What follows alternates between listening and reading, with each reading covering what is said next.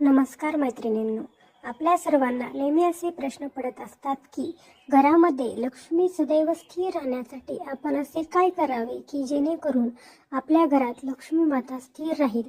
आपण खूप काम करतो आणि तसा पैसाही आपल्या घरात येत असतो, पण तो पैसा स्थिर राहत नाही.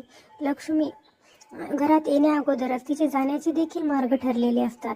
तर आज आपण आपल्या घरात आलेली लक्ष्मी कशी टिकून राहील किंवा लक्ष्मी प्राप्त कशी होईल याविषयी थोडी माहिती आणि उपाय पाहणार आहोत. चला तर पाहूया काही उपाय आणि काही नियम जे पाळल्याने आपल्या घरात लक्ष्मी माता सदैव स्थिर राहील. तर घरामध्ये लक्ष्मी सदैव स्थिर राहण्यासाठी काही नियम आहेत.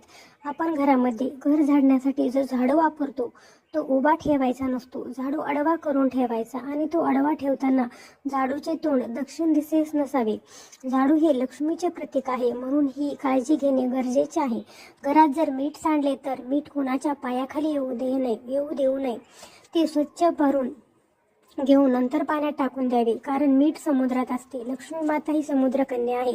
लक्ष्मी मातेचा आणि मिठाचा खूप जवळचा संबंध आहे, त्यामुळे मीठ कधीही पायाखाली येईल असे ठेवू नये किंवा खाली पडू देऊ नये. संध्याकाळी म्हणजेच दिवे लागण्याच्या वेळी पुढील 3 वस्तू कोणालाही आपण द्यायच्या नाहीत. एक म्हणजे मीठ, झाडू आणि पैसे. या 3ही वस्तू लक्ष्मीकारक आहे. संध्याकाळी लक्ष्मी येण्याच्या वेळ असते.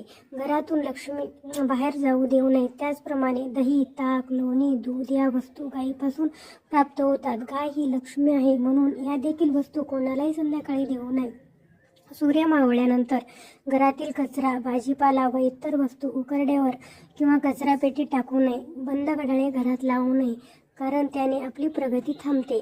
लक्ष्मी माता सदैव स्थिर राहण्यासाठी आपल्याला रोज सकाळी फरशी साफ करताना पाण्यात थोडे मीठ, हळद आणि गोमूत्र टाकावे. हे पाणी तयार करून मग फरशी आपण साफ करावी. असे केल्याने घरात निगेटिव्हिटी राहत नाही. घरात मुख्य दरवाजाचा उंबरा असतो, तो दरवाजा रोज सकाळी स्वच्छ पुसून घ्यावा आणि त्याची पूजा आपण करावी. असे केल्याने देखील लक्ष्मी माता प्रसन्न होते. आपल्या घरातील देवघर नेहमी घराच्या ईशान्य कोपऱ्यात असावे. घरामध्ये तुटलेल्या वस्तू किंवा फाटलेले कपडे ठेवू नये, ते कपडे जाळून टाकावे.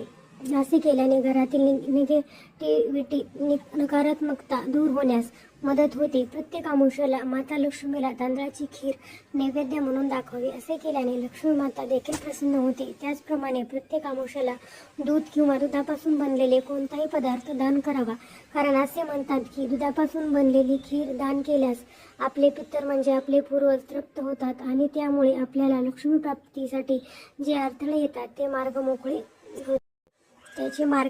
होतात.